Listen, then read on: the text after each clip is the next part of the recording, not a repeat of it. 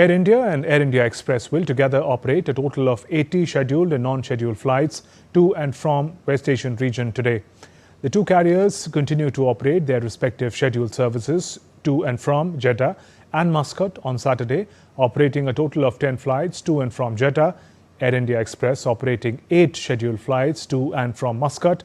Additionally, Air India will operate 1 round trip from Delhi and 2 round trips from Mumbai to Jeddah, while Air India Express will operate 1 flight each from Kozhikode and Mangaluru to Jeddah and back. Air India Express will also operate its scheduled services to Muscat, including 1 round trip each from Delhi, Kochi, Kozhikode and Mumbai. In addition to the scheduled services, Air India and Air India Express would operate a total of 62 non-scheduled flights to and from United Arab Emirates and Saudi Arabia, subject to availability of slots and other prevailing conditions at the departure stations at the time. These flights are being operated with the requisite permission from relevant Indian and local regulatory authorities. And for more on how the conflict in West Asia is impacting India, joining us is DD India correspondent Akhilesh Suman from New Delhi. Akhilesh, take us through India's key concerns over disruptions at Strait of Hormuz at present. Actually, as you know, that more than 2 dozen, ships are stranded in the Strait of Hormuz. One such ship has left from the Hormuz, and we are getting from our sources that 2 more have been allowed by Iranians to go through that Strait of Hormuz. So in that situation, you can say that 3 ships will be passing from the Strait of Hormuz. One has successfully passed. So in that situation, I think that India's diplomacy is working quite, well in the situation that Iran has declared that no ships should pass from the Strait of Hormuz. But now they are allowing Indian ships. And yesterday, the Iranian ambassador to India, he has declared that India is our friend and we will do whatever is possible in this situation. So I think that now the whole area might be good for us in a way that Iran will help pass our ships from that area. That's a big development, Akhilesh. If you could confirm that, has Iran made special provisions for Indian vessels to pass through the Strait of Hormuz while the others are disrupted? We should not tell about others because we don't know that every country is talking to Iran separately, and it is not good for anyone to say that who will be passing through that strait.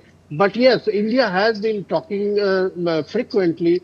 3 times External Affairs is Jaishankar talked to his counterpart in Iran. Prime Minister Narendra Modi also talked to the Iranian President Pezeshkian. So in that situation, I think that both have decided that there should be a situation when India and Iran both are BRICS countries. India is the chair of BRICS. So in that situation, I think that Iran might be thinking, and that is how, Iranian ambassador to India has declared yesterday that we will do everything possible for Indian ships to pass through that area.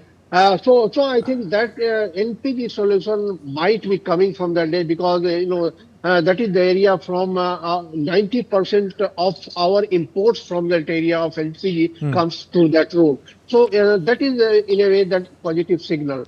Other than that, what Mr. Trump will be doing in that area, whether, America will put its navy to secure that area or not, that is, we will see. But Mr. Trump has announced yesterday that he will secure the area, he will send his navy. And he has also bombed one island near that. So I think that let us see that. And with multiple flights planned from West Asia by India, how is the movement of people hoping to return? That movement expected to improve from the larger conflict zone? It's also quite a difficult task because, Iranians have been telling, in our correspondent with Iranians, they have been telling that we are not targeting any civilian place in either in UAE or in Emirates or in Bahrain, anywhere. Accidentally, some mishap might have taken place. So I think that Indian airlines are quite sure that they can take the flights. And I think Iranians have given a signal that they will not target the airports.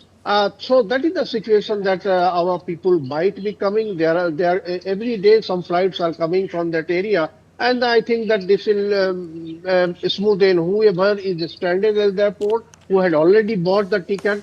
They will be given priority, and they are being given the priority. And after that, if some people wants to get themselves away from those Middle Eastern countries, then they will be having the third priority. So this is how the evacuation process is. Actually, it is not an evacuation process.